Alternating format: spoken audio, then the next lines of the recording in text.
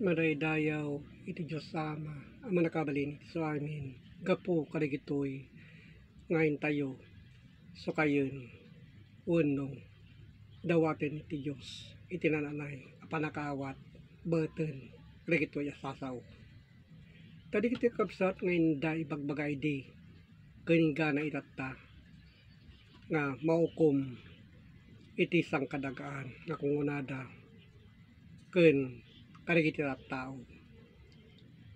Iti intayo palangala kadagiti kay papalanig iti asursurat iso napapateg no kasano iti panangaya palangisalakan tayo iti bukod tayo akararwa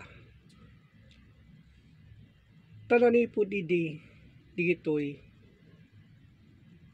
nga ibagbagada iti panungpalan umayen uno dumtengen ket mano atawin itinaglabas uno rinibribo atawin ket haan ang mangyari data apasamak pa iti tuktukuyen na kakabsat ko iti lasag nutlaeng iso iti ipapatay iti tao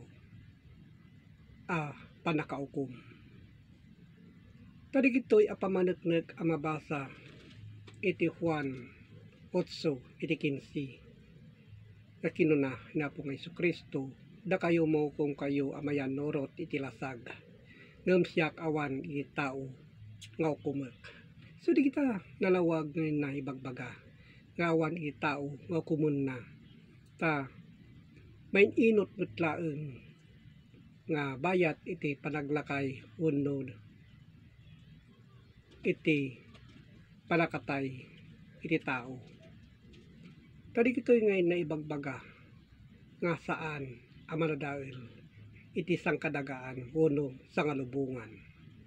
Tadi kito'y apamaneknek ang mabasa iti Juan 11 iti 50. Ket di kay panpanuten amay paay kada kayo amatay iti maysa a tao gapo kadigiti umili ket saan ket amapukaw iti sangkadagaan. So dahita tinay bagbaga kapsat haan gayam umapukaw iti sangkadagaan no diket iti natuktukuyen digitoy linaon uno na ilanad iti surat datayo metlaeng iti pagpaayan na rita kadigitoy asasao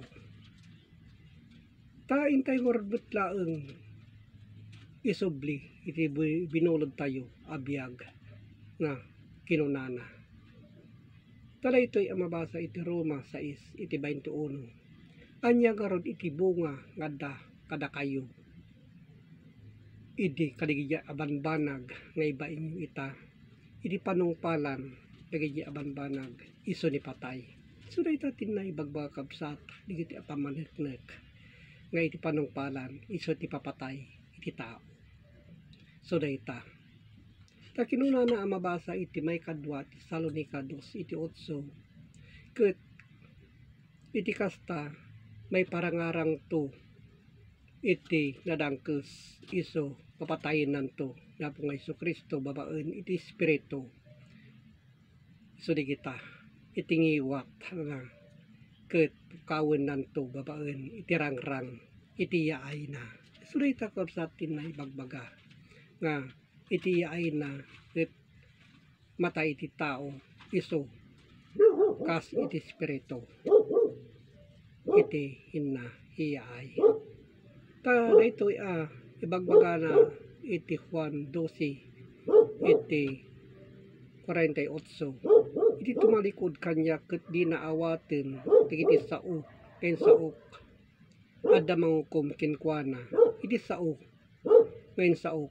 iso iti maukom to kenkwana iti kamaudyanan nga aldaw so di kita kabsat nga iti panangukom na gapu iti sao kadigiti aramid adinadakes panagsao adinadakes digitatin na ibagbaga atuktukuyen gapu iti kinarugit iti panpanuno ti tao daytatin na to ukumen gapu iti espiritu so di kita kabsat ti pamaneknek ngadda kadigiti anaylanad kadigiti sursurat so nga watan nyo kakabsat iti kanina kay papanan digitoy.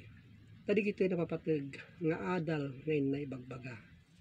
Iti mabasa iti Roma 2 iti 16. Inton aldaw iti Diyos ukumun nanto dagiti palpalimod dagiti tattao. So dagiti kakabsat na ibagbaga nga iti panangukum iso ukumun na kadagiti palpalimod adi nadakes kadagiti tattao. So dayta gapo ken Hesukristo kas mayan norot iti Banghelyo gapo kadagitoy alinaon ti Biblia. So ngaro kay may digitoy nga pagipasaran tayo, pagilasinan tayo kadagitoy asasao tilinaon iti Biblia. Tapno maadal tayo gapo kadagiti kay papalan na matlaeng. So dayta kapsat ngayon nakipapaabot gapo iti Facebook ken gapo ti YouTube tapno maawatan nyo kadagiti kay papanan kadagiti na Diyosan asorsoro. Digito itin na sinagsagaba idi na pong Jesucristo kasto itin na imbagbaga idi nyad adal gapo kadagiti asasaw.